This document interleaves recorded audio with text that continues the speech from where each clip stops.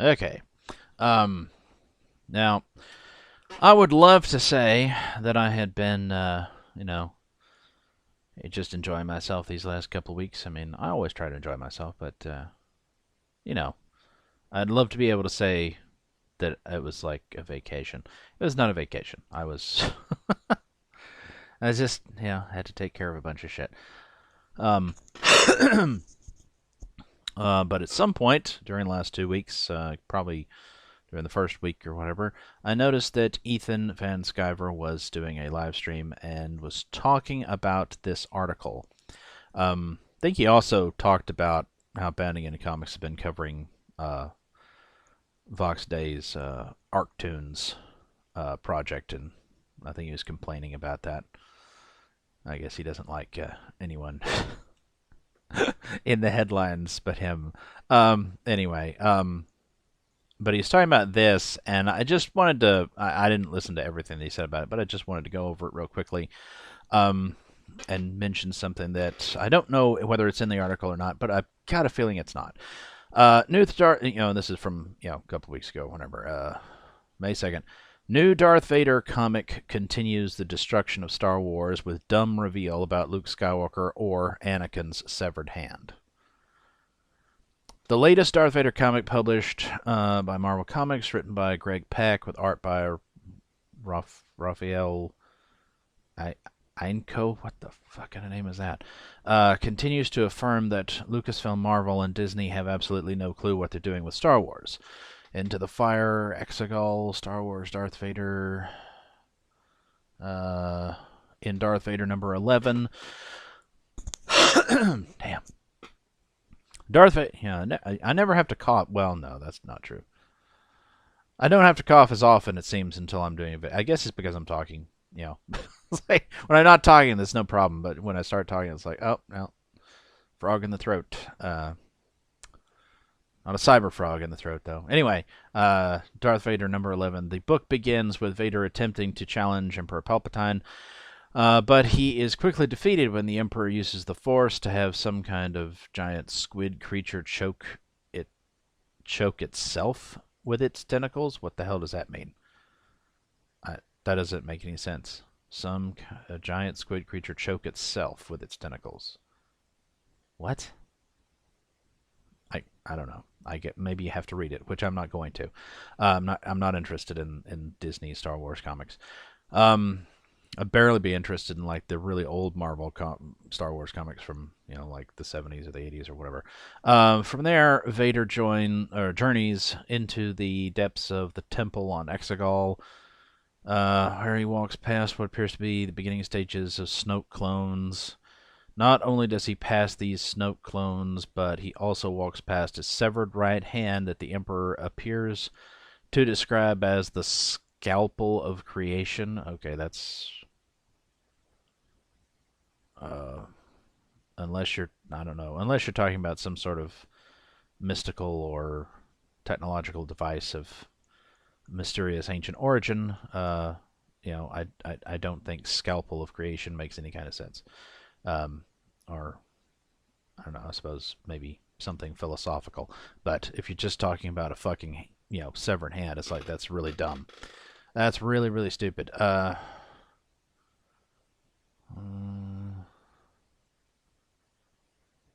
Used to make anything? I don't know. I mean, just from that context, I wouldn't assume that he's talking about the fucking hand as being that, but whatever. It's unclear who the hand belongs to. Possible it could be Luke Skywalker's hand that Vader severed in his fight against Luke in The Empire Strikes Back, or it could be Anakin's own hand that was severed along with much of his arm. Well, wouldn't the arm be there too if that was the case? In his fight against Count Dooku at the end of Attack of the Clones. Marvel Comics and Lucasfilm previously toyed with the idea that Palpatine created Anakin Skywalker in Charles Soule's Darth Vader number 25. See, I thought that George Lucas toyed with that idea in the prequels, didn't he? Wasn't that, wasn't that the whole, I mean, Qui-Gon thought it was the midi-chlorians or whatever, but then Palps reveals that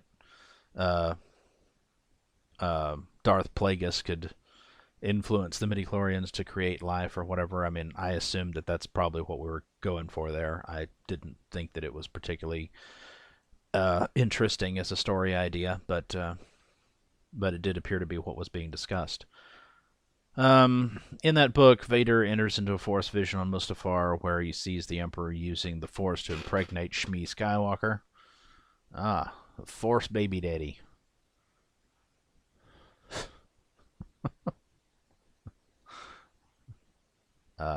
What the fuck is up with her face? I mean, I realize you're being, like, force raped or something, I guess, but still, what is up with that face? She looks terrible. However, Lucasfilm Story Group member Matt Martin claims this was not the implication of the book. Really? Seems pretty obvious that it was, but whatever. He wrote on Twitter back in 2019, it's part of my job to ensure that stories are aligned with the overall vision of Star Wars. Well, you failed. You have failed, sir. Everything Disney has done has failed in that regard. If the intention was to make a direct connection between Palps, he calls him Palps as well, and Anakin's birth, I would have had it removed. Does he really have that power, or is he just trying to make it sound like he does?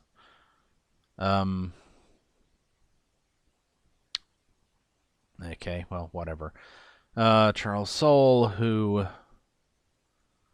penned the script for Darth Vader number 25, also stated, I am, in fact, the writer. Matt and I worked closely on this series, and this point in particular. Hate explaining stuff in my work in too much detail, but you need to understand the scenario happening here. The dark side is not a reliable narrator. Okay, whatever. It's not just the dark side who is an unreliable narrator. Matt Martin is as well. Ah, well, I'm not surprised to hear that. If you remember, Martin is the same Lucasfilm Story Group member who claims canon is all fake anyway.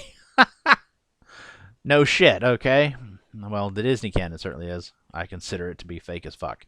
Back in May 2020, he tweeted, so to summarize, there is a reason that we need to internally know what is and isn't canon so we can keep our line of official storytelling as aligned as possible.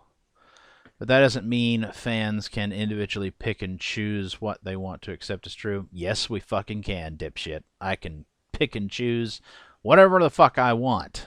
You have no power over me, sir. Or ma'am, as the case may be. I don't know if I'm misgendering this person. Don't care either. So to summarize... So to summarize, blah, blah, blah, blah, blah, yeah, as they, well, you know, May of last year, so a year ago. He added, it's all fake anyway, so you can choose to accept whatever you want as part of the story. Okay, that's a bit of an own goal there.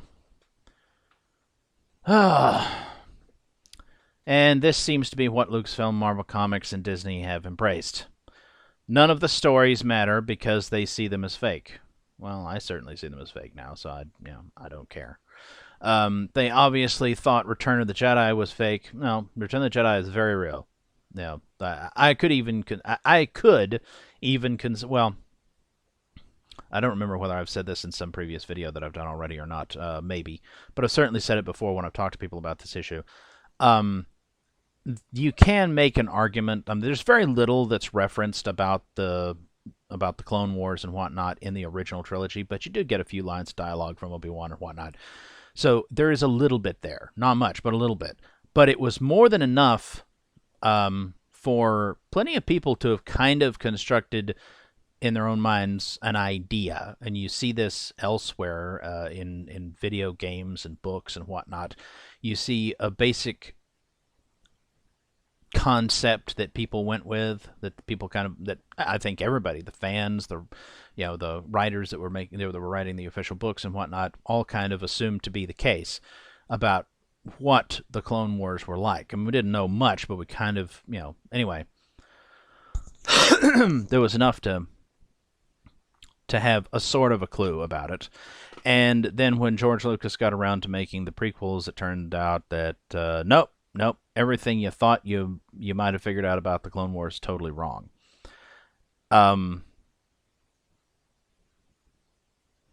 But that is the thing with my personal. Doomcock did a video. I never watched it. I know that he did one, but I never watched it. He had like rules of head canon or something like that. I don't know. But my own personal rules of whether or not to consider something truly canon, whether it can really be considered to fit in the same continuity, is basically all about whatever comes first. I mean, not always, because certainly sometimes you have things that come first and they suck, and then something comes later and it's much better, and it's like, well, wouldn't you rather accept the better one? Probably so. But generally speaking, it does seem that things kind of more or less devolve over time and get worse as we go, and therefore, for me personally, it's like the ultimate arbiter of what can be considered to fit in the same continuity is, does it, in Star Wars, does it fit with the original trilogy? If it doesn't, if there's something that contradicts, then the original trilogy, being the thing that came first, it doesn't matter whether you write something, oh, well, this story comes first because it takes place thousands of years in the past. No. Actual real world time frame, which came first. So the original trilogy is the original canon, and therefore anything that actually conflicts with it can be, it doesn't have to be, but it can be considered to be non-canonical. It can be thrown away if you, the fan, so chooses, because, I mean, anything can be if you choose, but it makes more sense for you to throw away certain things if you wish, because they conflict with whatever the original canon was. I just, some people think that retcon is wonderful. I don't. I think retroactive continuity is complete bullshit and always has been. I can understand why they do it, but it doesn't change the fact that it's bullshit. With Star Trek, of course, it would be the original series. So when you have things that contradict the original series, then the original series takes precedence. It's like, it came first, it defined what was canon, and things that come afterwards that try to redefine anything are, logically subject to being disregarded if we choose, and it like I said, it would make sense to do so. Now, in Star Trek, for instance, Star Trek First Contact, I think Doomcock said he hates that film. I don't understand why. I mean, I like the film. It's a good, it's an entertaining story. It, however, cannot be considered to fit in the same continuity as the original series. Why? Because the original series defined an awful lot of things in one particular episode about Zefram Cochrane. So we know some things about him. We know that,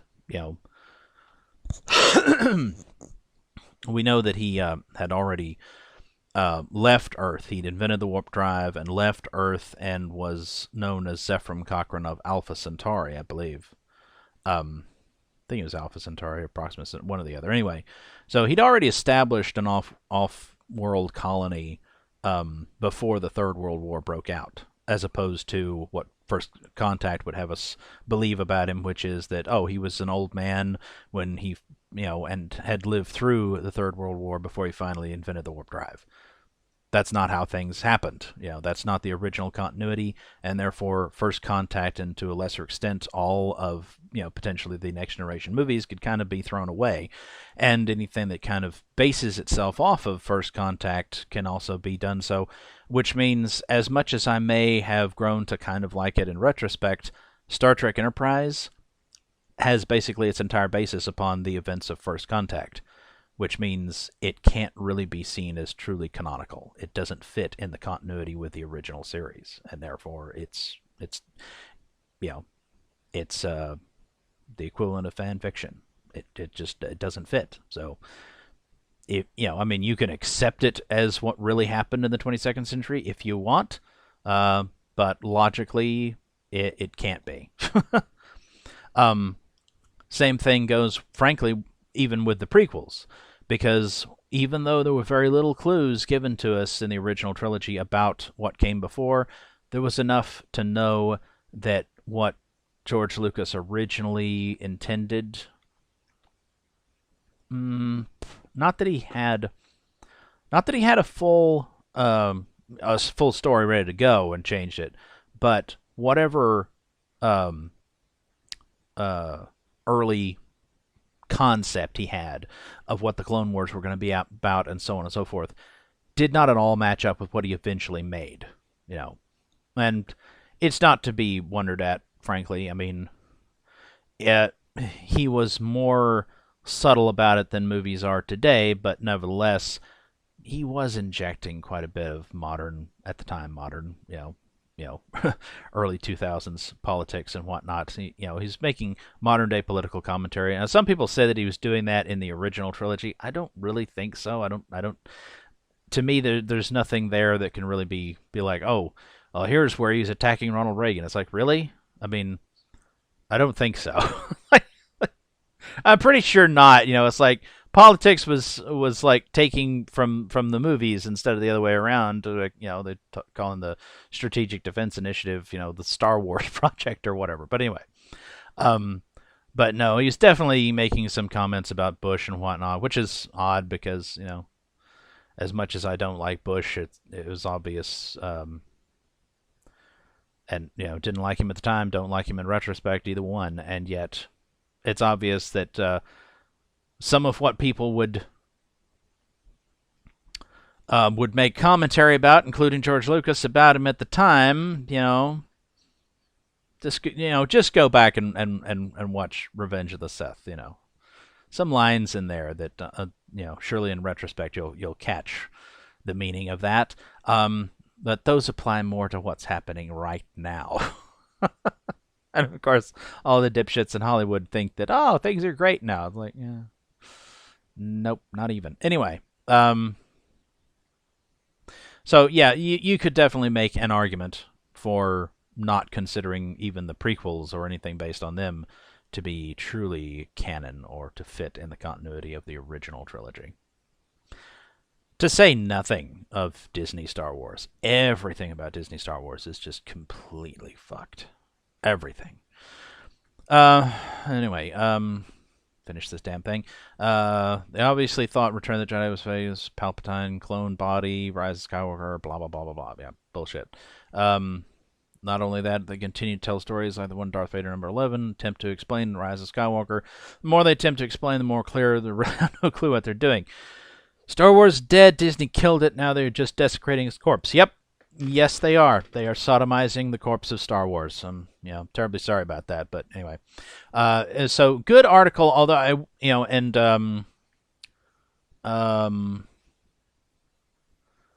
Ethan mentioned it when he was talking about it. He said something about how could it be Luke's severed hand. Now, actually, unless I'm very much mistaken, if I remember correctly, I think, didn't the Thrawn trilogy address this? Like, Grand Admiral Thrawn found the Emperor's storehouse on Wayland, which included cloning cylinders and a clone of a Jedi Master, and he was mad. And the mad Jedi Master created a clone of Luke. And he did it by using Luke's severed hand. And also, I believe, had Anakin's lightsaber.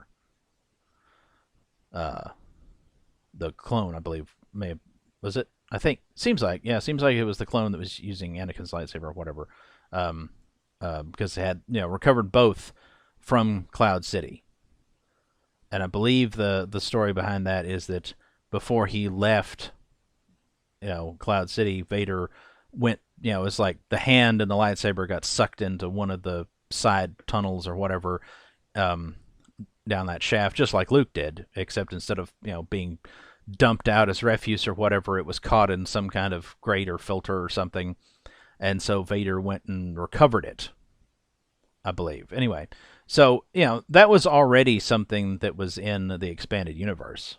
I'm not going to call it Legends or any of that crap. It's still the expanded universe, and it's vastly more canonical and more worth your time and effort to read and play and watch and whatever else you can do in that expanded universe and everything that was created for it, than anything Disney has done.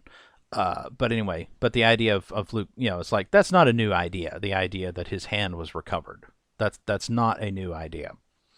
And that So anyway, I just thought I'd address that one point there. But otherwise, I guess it's more of the same. It's more garbage fucking going on. All right. And one more thing. Probably noticed the last videos that I did, plus this one. I'm not bothering to cover up my opening and closing, OBS to start and end the video. I was covering that up with the thumbnail image because I just thought it looked better, to have that. But the only program that I can find to use to do that has to make an MP4 out of it when it recompiles the video or whatever, and it's enormously like the file size is huge. I've tried doing it in other formats and it just causes the program to crash. But the file format is fucking huge. I guess it's X264 or whatever, probably. I don't know for sure what the fuck it is. But, the file size is really big, and it takes forever to do the editing, and it takes forever to, for it to create it, and then it takes longer to upload it because it's such a larger file size, and I'm, don't have the space to have these for every fucking video I do, and so on and so forth. OBS itself, X265 maybe is what it's using. I don't know what the hell it's using, but it's putting everything in an MKV file that's really small. Like it's extremely efficient. So I decided, we're just, you're gonna have to deal with, with the less than professional looking thing of me, stopping and starting in OBS, because it's just vastly more efficient to do it that way. Anyway, without any editing. Okay. Anyway, until the next one.